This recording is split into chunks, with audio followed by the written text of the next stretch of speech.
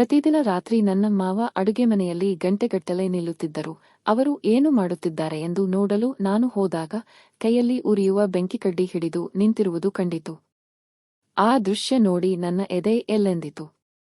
ನಾನು ಮತ್ತು ಸುಹಾಸ್ ಮದುವೆಯಾಗಿ 6 ತಿಂಗಳಾಗಿತ್ತು. ನಮ್ಮ ಸಂಸಾರ ಬಹಳ ಅನ್ಯೋನ್ಯವಾಗಿತ್ತು. ಆದರೆ ನನ್ನ ಮಾವ ರಘುನಾಥ್ ಅವರ ವರ್ತನೆ ನನಗೆ ವಿಚಿತ್ರವಾಗಿ ತೋರುತ್ತಿತ್ತು. ಅವರು ತುಂಬಾ ಮೌನಿ, ಆದರೆ ರಾತ್ರಿಯಾದರೆ ಅವರ ರೂಪವೇ ಬದಲಾಗುತ್ತಿತ್ತು. ಪ್ರತಿದಿನ ರಾತ್ರಿ ಸರಿಯಾಗಿ 2 ಗಂಟೆಗೆ ಅವರ ಕೋಣೆಯ ಬಾಗಿಲು ತೆರೆಯುವ ಸದ್ದು ಕೇಳಿಸುತ್ತಿತ್ತು. ಅವರು ನೇರವಾಗಿ ಅಡುಗೆ ಮನೆಗೆ ಹೋಗುತ್ತಿದ್ದರು. ಅಲ್ಲಿ ಪಾತ್ರೆಗಳು ಉರುಳುವ ಶಬ್ದವಾಗಲಿ ಅಥವಾ ನೀರು ಕುಡಿಯುವ ಸದ್ದಾಗಲಿ ಕೇಳಿಸುತ್ತಿರಲಿಲ್ಲ. ಬದಲಾಗಿ ವಿಚಿತ್ರವಾದ ಉಸಿರಾಟದ ಸದ್ದು ಮತ್ತು ಪಾದರಕ್ಷೆಗಳ ಸದ್ದು ಮಾತ್ರ ಕೇಳಿಸುತ್ತಿತ್ತು. ಸುಹಾಸ್ ಬಳಿ ಈ ವಿಷಯ ಹೇಳಿದಾಗ ಅಪ್ಪನಿಗೆ ವಯಸ್ಸಾಗಿದೆ, ನೀರು ಕುಡಿಯಲು ಹೋಗಿರಬಹುದು, ಸುಮ್ಮನೆ ಮಲಗು ಎಂದು ನಿರ್ಲಕ್ಷ್ಯ ಮಾಡಿದರು. ಆದರೆ ನನ್ನ ಮನಸ್ಸು ಕೇಳಲಿಲ್ಲ. ಭಯಾನಕ ದೃಶ್ಯ ಸುಮಾರು 2 ವಾರಗಳ ನಂತರ ನನ್ನ ಕುತೂಹಲ ಮಿತಿಮೀರಿತು. ಅಂದು ರಾತ್ರಿ 2 ಗಂಟೆಗೆ ಎದ್ದು ಅಡುಗೆ ಮನೆಯ ಬಾಗಿಲ ಹಿಂದಿನಿಂದ ಇಣುಕಿ ನೋಡಿದೆ. ಅಲ್ಲಿ ಕಂಡ ದೃಶ್ಯ ನನ್ನ ರಕ್ತವನ್ನೇ ಹೆಪ್ಪುಗಟ್ಟಿಸಿತು. ಅಲ್ಲಿ ಕತ್ತಲೆಯಲ್ಲಿ ನನ್ನ ಮಾವ ಗ್ಯಾಸ್ ಸ್ಟವ್ ಮುಂದೆ ನಿಂತಿದ್ದರು. ಅವರ ಕೈಯಲ್ಲಿ ಬೆಂಕಿ ಪೊಟ್ಟಣವಿತ್ತು. ಅವರು ಒಂದು ಕಡ್ಡಿ ಗೀಚಿ ಅದನ್ನು ಉರಿಯಲು ಬಿಟ್ಟು ಅದು ತಮ್ಮ ಬೆರಳುಗಳನ್ನು ಸುಡುವವರೆಗೂ ಹಾಗೆ ಹಿಡಿದುಕೊಂಡಿರುತ್ತಿದ್ದರು. ಬೆಂಕಿ ಆರಿದ ತಕ್ಷಣ ಗ್ಯಾಸ್ ಸಿಲಿಂಡರ್ನ ನಾಬ್ ಅನ್ನು ಮುಟ್ಟಿ ನೋಡುತ್ತಿದ್ದರು. ನಂತರ ಮತ್ತೆ ಬೆಂಕಿ ಕಡ್ಡಿ ಗೀಚುತ್ತಿದ್ದರು. ಅವರ ಕಣ್ಣುಗಳು ಅಗಲವಾಗಿದ್ದವು, ಮುಖದಲ್ಲಿ ಬೆವರ ಹನಿಗಳಿದ್ದವು. ಅವರು ಇಡೀ ಮನೆಯನ್ನು ಸುಟ್ಟು ಹಾಕಲು ಪ್ರಯತ್ನಿಸುತ್ತಿದ್ದಾರೆಯೇ ಎಂಬ ಭಯ ನನ್ನನ್ನು ಆವರಿಸಿತು. ನಾನು ಅಲ್ಲಿಂದ ಸದ್ದಿಲ್ಲದೆ ಓಡಿಬಂದು ಕೋಣೆಯಲ್ಲಿ ನಡುಗುತ್ತಾ ಕುಳಿತೆ. ಗಂಡನ ಬಳಿ ವಿಚಾರಣೆ. ಮರುದಿನ ಬೆಳಿಗ್ಗೆ ನಾನು ಸುಹಾಸ್ನನ್ನು ತರಾಟೆಗೆ ತೆಗೆದುಕೊಂಡೆ. ನಾನು ಕಂಡಿದ್ದನ್ನು ವಿವರಿಸಿದಾಗ ಸುಹಾಸ್ ಮುಖದಲ್ಲಿ ಆಘಾತಕ್ಕಿಂತ ಹೆಚ್ಚಾಗಿ ನೋವು ಕಾಣಿಸಿತು. ಅವನು ದೀರ್ಘವಾಗಿ ನಿಟ್ಟುಸಿರು ಬಿಟ್ಟು ಹೇಳಿದನು, ಸ್ನೇಹ, ಅಪ್ಪ ಹುಚ್ಚರಲ್ಲ. ಅವರು ನಮ್ಮನ್ನು ಕೊಲ್ಲಲು ಪ್ರಯತ್ನಿಸುತ್ತಿಲ್ಲ, ಅವರು ನಮ್ಮನ್ನು ಉಳಿಸಲು ಪ್ರಯತ್ನಿಸುತ್ತಿದ್ದಾರೆ. ನನಗೆ ಅರ್ಥವಾಗಲಿಲ್ಲ. ಆಗ ಸುಹಾಸ್ ಹಳೆಯ ಆಲ್ಬಂ ಒಂದನ್ನು ತೆರೆದು ತೋರಿಸಿದನು. ಅದರಲ್ಲಿ ಸುಹಾಸ್ ಜೊತೆ ಒಬ್ಬ ಚಿಕ್ಕ ಹುಡುಗಿ ಇದ್ದಳು. ಇವಳು ನನ್ನ ತಂಗಿ ಸಿಂಧು. 10 ವರ್ಷಗಳ ಹಿಂದೆ ನಮ್ಮ ಹಳೆಯ ಮನೆಯಲ್ಲಿ ಗ್ಯಾಸ್ ಲೀಕ್ ಆಗಿ ದೊಡ್ಡ ಬೆಂಕಿ ಅನಾಹುತ ಸಂಭವಿಸಿತ್ತು. ಅಂದು ಅಪ್ಪ ತಡವಾಗಿ ಮನೆಗೆ ಬಂದಿದ್ದರು ಮತ್ತು ಗ್ಯಾಸ್ ಆಫ್ ಮಾಡಲು ಮರೆತಿದ್ದರು. ಮಧ್ಯರಾತ್ರಿ ನೀರು ಕುಡಿಯಲು ಎದ್ದ ಸಿಂಧು ಲೈಟ್ ಹಾಕಿದಾಗ ಸ್ಫೋಟ ಸಂಭವಿಸಿತು. ಸುಹಾಸ್ ಕಣ್ಣಲ್ಲಿ ನೀರು ತುಂಬಿತು. ಅಪ್ಪ ಬದುಕುಳಿದರು, ಆದರೆ ಸಿಂಧು ನಮ್ಮನ್ನು ಬಿಟ್ಟು ಹೋದಳು. ಅಂದಿನಿಂದ ಅಪ್ಪನಿಗೆ ಆ ಅಪರಾಧ ಪ್ರಜ್ಞೆ ಕಾಡುತ್ತಿದೆ.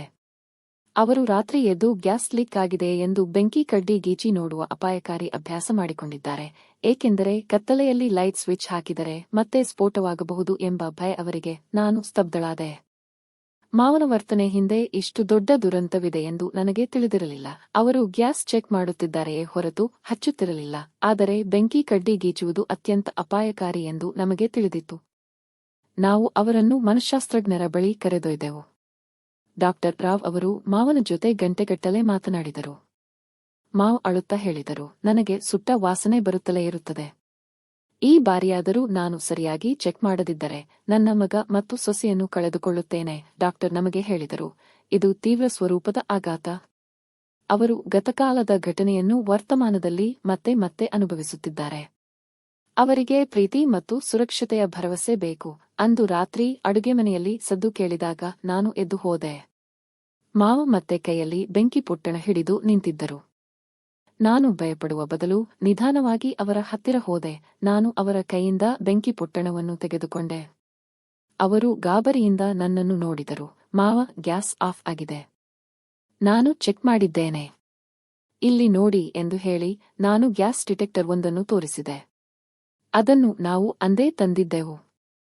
ಅದರಲ್ಲಿ ಹಸಿರು ಲೈಟ್ ಉರಿಯುತ್ತಿತ್ತು. ಇದು ಕೆಂಪು ಬಣ್ಣಕ್ಕೆ ತಿರುಗಿದರೆ ಮಾತ್ರ ಅಪಾಯ. ಈಗ ಹಸಿರು ಇದೆ. ನಾವೆಲ್ಲರೂ ಸುರಕ್ಷಿತವಾಗಿದ್ದೇವೆ.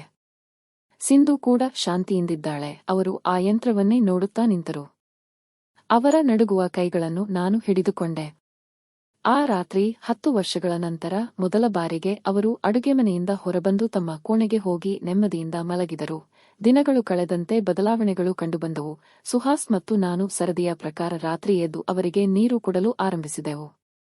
ಅಡುಗೆ ಮನೆಗೆ ಹೋಗುವ ಅಗತ್ಯವಿಲ್ಲ ಎಂದು ಅವರಿಗೆ ಮನವರಿಕೆ ಮಾಡಿದೆವು.